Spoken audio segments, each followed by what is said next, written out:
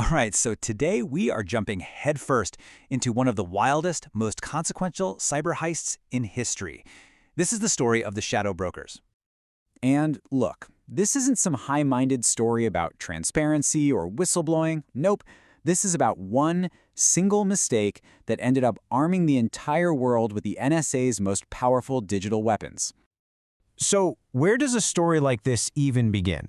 Well, it's not with some shadowy global conspiracy.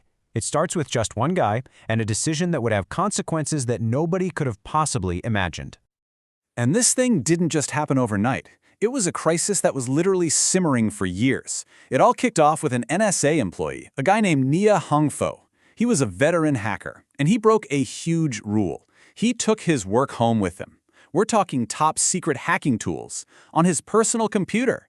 And for 4 whole years, they just sat there. Until 2014, when his computer sent out this one fateful ping. So you'd think the culprit must have been some rival spy or a brilliant hacker, right? Wrong. The fatal flaw was his antivirus software, specifically Kaspersky Antivirus. See, modern antivirus software is always sniffing around your files, looking for suspicious code. It's what they call heuristic analysis. The irony here is just incredible. The software on his computer was programmed to recognize the digital signatures of the NSA's own tools. So when it found them, it did its job perfectly. It flagged them as a threat and automatically uploaded a copy to Kaspersky servers in Russia. Whoops. Okay, so what exactly was on that computer? I mean, what was the big deal? Well, it was nothing less than the keys to the NSA's entire kingdom.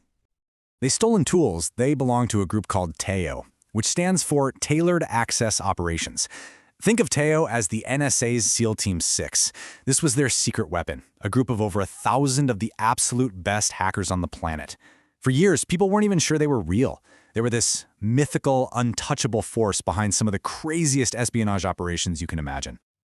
And this right here really gets to the heart of what made TAO so dang powerful. They weren't just about breaking things. That's what you'd call a computer network attack. TAO was all about computer network exploitation. Their whole purpose was to be this invisible, all-seeing eye inside a target's network. They would just sit there quietly stealing info, conducting surveillance for months, even years, without anyone ever knowing they were there. And believe me, they were good at it. We're talking about infiltrating the entire Mexican government to go after drug cartels. They broke into the Chinese tech giant Huawei. They even had something called Operation Treasure Map, which was literally an attempt to create a real-time map of the entire global internet, every device, every server. It was their attempt to get a God's eye view of the world. So you have these God-level tools, right? And then, in August 2016, they suddenly pop up in the hands of a group that, well, they acted less like master spies and more like a bunch of internet trolls. They just showed up on Twitter one day with this bizarre, frankly cartoonishly written message. They called themselves the Shadow Brokers, a name they literally ripped from the video game Mass Effect, and they announced they were auctioning off what they called Equation Group cyber weapons, which, by the way, was the codename Kaspersky had given the NSA's hackers. The whole thing was just strange. And their demand? It was completely absurd.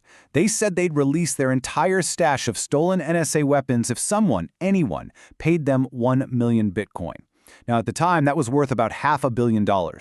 It was a nearly impossible sum. I mean, it was a huge chunk of all the Bitcoin that even existed back then. So you're probably wondering how that grand auction went, right? After all that bravado, all the weird rants and conspiracy theories, this is what they got. About 10 Bitcoin total. As a big-time heist, it was a complete and utter commercial failure. So now they're angry. They're being ignored. So the Shadow Brokers just changed tactics completely. If they couldn't sell the weapons, fine, they'd just give them away for free, and the whole world was about to pay the price.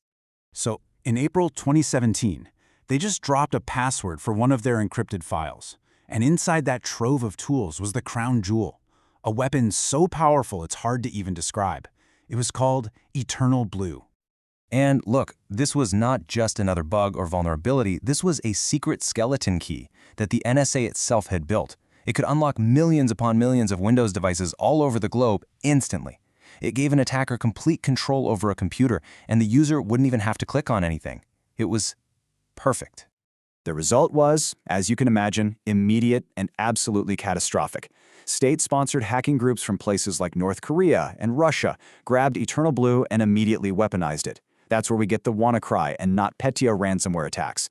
These things just ripped across the globe, crippling British hospitals, Ukrainian government agencies, huge global shipping companies, causing a combined $14 billion in damage. The NSA's secret weapon was now in everyone's hands.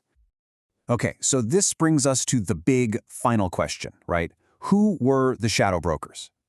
All the evidence points not to some disgruntled insider or a rogue hacker group, but to a nation-state. When security experts pieced together this whole attribution chain, a really compelling case started to form.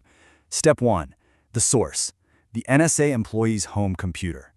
Step 2, the vector. Kaspersky Antivirus does its job and uploads the files. From there, step 3, the actor. Russian intelligence almost certainly gets their hands on those files. And that leads to step 4, the motive. And it wasn't about profit, it was all politics. That old clumsy auction, it was just a cover story. The real goal was to create chaos and send a very loud political message.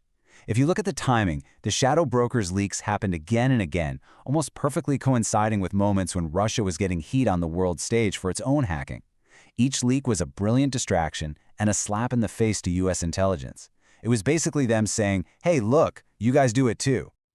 For the NSA, the fallout was, well, catastrophic doesn't even begin to cover it. Their entire arsenal of secret digital weapons was burnt, exposed, and totally useless. Their intelligence operations were set back by years. TAO, their elite unit, had to be completely rebuilt from the ground up. But maybe the biggest blow was to their ego. It completely shattered the agency's myth of invincibility, this core belief they had that their tools were so advanced that nobody but us could ever find or replicate them. Well, they were wrong. You know, the shadow brokers might have vanished back in 2017, but the weapons they unleashed, they're permanent. They're out there forever, now part of the global arsenal for cyber criminals and hostile nations. This single leak fundamentally, irrevocably changed the entire landscape of cyber warfare, and the truth is, we are all still living with the consequences of that one mistake.